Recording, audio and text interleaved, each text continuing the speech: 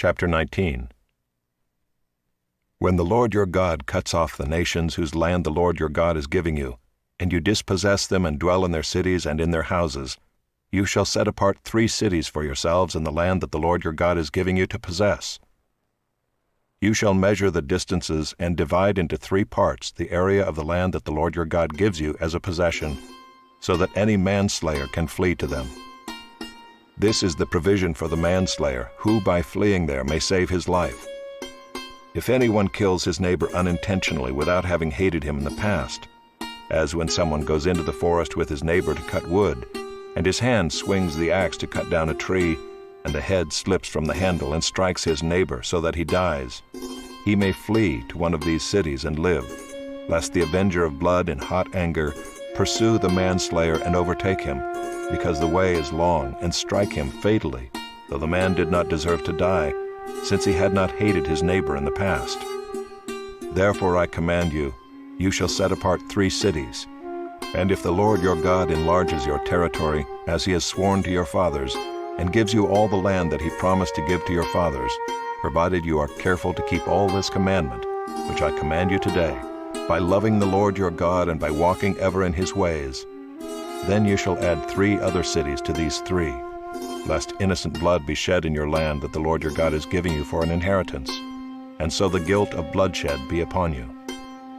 But if anyone hates his neighbor and lies in wait for him and attacks him and strikes him fatally so that he dies, and he flees into one of these cities, then the elders of his city shall send and take him from there and hand him over to the avenger of blood so that he may die. Your eye shall not pity him, but you shall purge the guilt of innocent blood from Israel, so that it may be well with you. You shall not move your neighbor's landmark which the men of old have set, in the inheritance that you will hold in the land that the Lord your God is giving you to possess. A single witness shall not suffice against a person for any crime or for any wrong in connection with any offense that he has committed. Only on the evidence of 2 witnesses or of 3 witnesses shall a charge be established. If a malicious witness arises to accuse a person of wrongdoing, then both parties to the dispute shall appear before the Lord, before the priests and the judges who are in office in those days. The judges shall inquire diligently, and if the witness is a false witness and has accused his brother falsely, then you shall do to him as he had meant to do to his brother. So you shall purge the evil from your midst, and the rest shall hear and fear, and shall never again commit any such evil among you.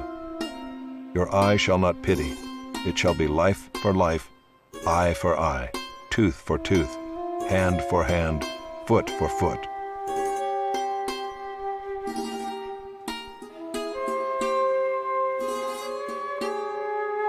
Chapter 20.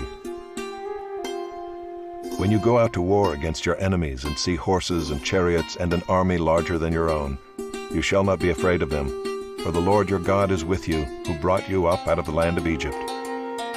And when you draw near to the battle, the priest shall come forward and speak to the people, and shall say to them, Hear, O Israel, today you are drawing near for battle against your enemies. Let not your heart faint. Do not fear or panic or be in dread of them, for the Lord your God is he who goes with you to fight for you against your enemies, to give you the victory. Then the officers shall speak to the people, saying, Is there any man who has built a new house and has not dedicated it? Let him go back to his house, lest he die in the battle and another man dedicate it. And is there any man who has planted a vineyard and has not enjoyed its fruit?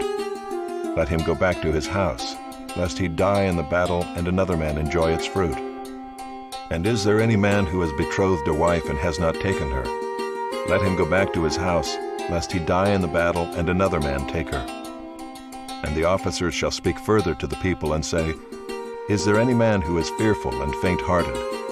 Let him go back to his house, lest he make the heart of his fellows melt like his own.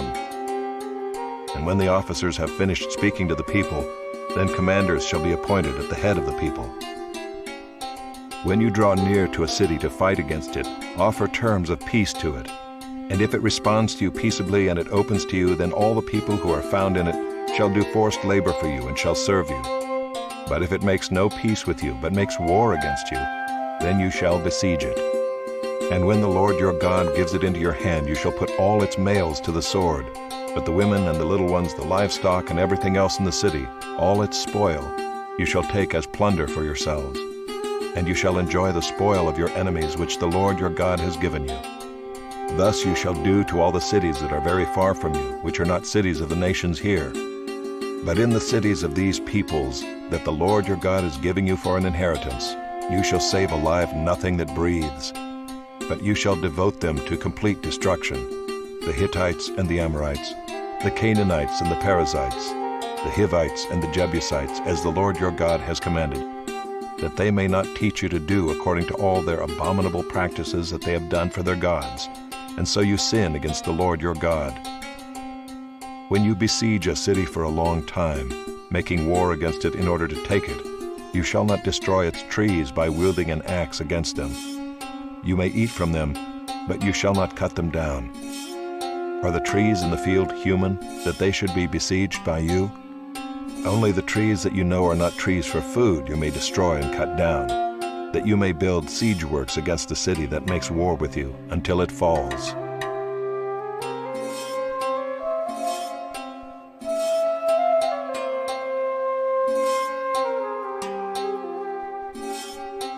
Chapter 21. If in the land that the Lord your God is giving you to possess someone is found slain, lying in the open country, and it is not known who killed him, then your elders and your judges shall come out, and they shall measure the distance to the surrounding cities.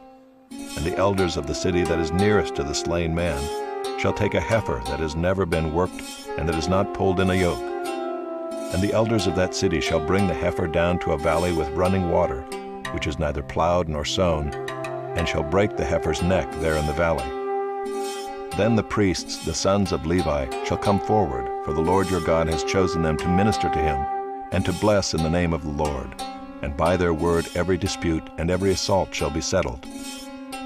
And all the elders of that city nearest to the slain man shall wash their hands over the heifer whose neck was broken in the valley, and they shall testify, Our hands did not shed this blood, nor did our eyes see it shed. Accept atonement, O Lord, for your people Israel, whom you have redeemed, and do not set the guilt of innocent blood in the midst of your people Israel, so that their blood guilt be atoned for. So you shall purge the guilt of innocent blood from your midst, when you do what is right in the sight of the Lord.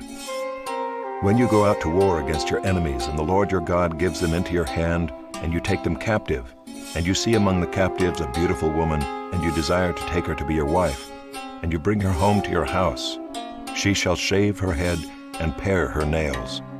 And she shall take off the clothes in which she was captured, and shall remain in your house, and lament her father and her mother a full month.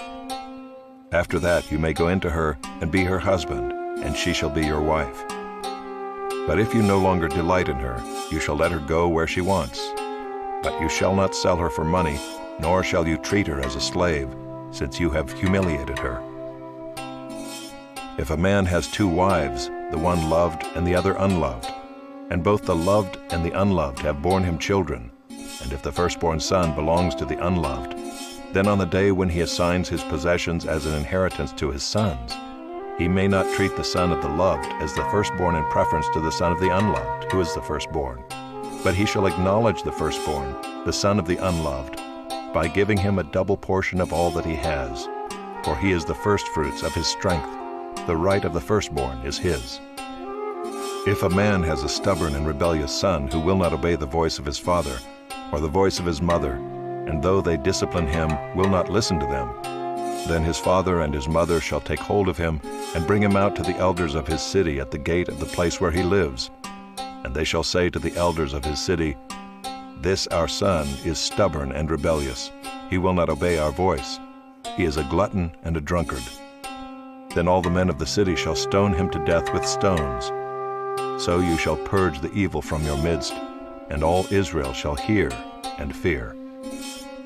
And if a man has committed a crime punishable by death, and he is put to death, and you hang him on a tree, his body shall not remain all night on the tree, but you shall bury him the same day, for a hanged man is cursed by God.